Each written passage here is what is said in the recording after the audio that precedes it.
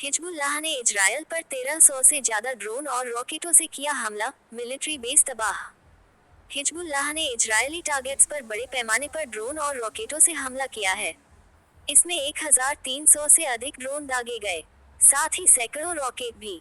ये हमला मध्य पूर्व में तनाव बढ़ाने वाला है। इजरायल के आयरन डोम ने अधिकतर हमलों को हवा में ही नष्ट कर दिया, लेकिन कुछ ड्रोन और रॉकेट खुले इलाकों में गिरे हैं। Subscribe to notifications. ईरान समर्थित लेबनान के आतंकी समूह हिजबुल्लाह ने शनिवार को इजरायली टारगेट्स पर 1307 ड्रोन्स और सैकड़ों रॉकेटों से हमला किया। दावा किया गया है कि सभी ड्रोन्स इजरायली टारगेट पर सटीक तरीके से गिरे, लेकिन इजरायल का कहना है कि उसके आयरन डोम ने अधिकतर हमलों को हवा में ही नष्ट कर दिया। इजरायल ने कहा कि जो भी ड्रोन्स और रॉकेट ने इजरायली जमीन पर हमला किया, वो या तो खुले इलाके में गिरे या फिर उन्हें एयर डिफेंस सिस्टम ने आसमान में खत्म कर दिया।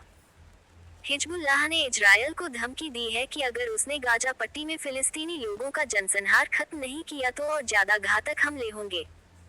जब से इजरायल ने फिलिस्तीन के खिलाफ जंग छेड़ी है, तब से लेकर अब तक गाजा में 41,000 फिलिस्तीनी लोग मारे जा चुके हैं। इसमें ज्यादातर महिलाएं और बच्चे हैं। इसके अलावा हिजबुल्लाह के रॉकेट हमले में अल मायादीन के जलील में मौजूद इजरायली बेस बर्बाद हो गया। इतना ही नहीं, हिजबुल्लाह ने अमियाद इलाके में इजरायली मिलिट्री बेस पर भी हमला किया। इसके लिए हिजबुल्लाह ने कात्युशा रॉकेट का इस्तेमाल किया है। कात्युशा रॉकेट सेकेंड वर्ल्ड वॉर से लेकर अब तक इस्तेमाल हो रहा है, जैसे पहला Indo China war, Korean war, Vietnam युद्ध, ईरान इराक की जंग, लीबिया और सीरिया युद्ध और अब इजरायल हिजबुल्लाह के बीच। 1941 से यह रॉकेट बनाया जा रहा है। अब तक 1 लाख से ज्यादा रॉकेट्स बन चुके हैं। कात्युशा रॉकेट के कई वेरिएंट्स हैं, इसलिए हर वेरिएंट का अलग अलग वजन और कैलिबर होता है।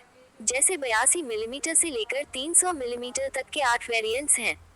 उसी हिसाब से इनका वजन होता है 640 ग्राम से लेकर 28.9 किलोग्राम तक। उसी हिसाब से इनकी रेंज भी है 2800 मीटर से लेकर 11,800 मीटर तक, यानी करीब 3 किलोमीटर से लेकर 12 किलोमीटर तक। रूस इस रॉकेट को बनाने में 1928 से लगा था।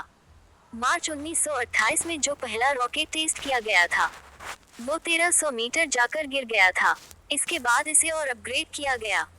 मजेदार बात यह है कि इसे लॉन्च करने के लिए ट्रक, ट्रैक्टर, टैंक, कार, नाव, स्लेज, ट्रॉली या ट्राइपॉड का इस्तेमाल कर सकते हैं।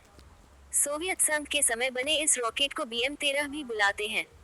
एक BM-3 बैटरी में 4 से 6 जवानों वाली फायरिंग व्हीकल होते हैं, 2 फायरिंग के लिए और 2 लोडिंग के लिए। ये लॉन्चर लगातार रॉकेट हमला करके किसी भी इलाके को बर्बाद कर सकता है। इससे पहले कि दुश्मन इस पर हमला करे, ये अपनी जगह बदल सकता है।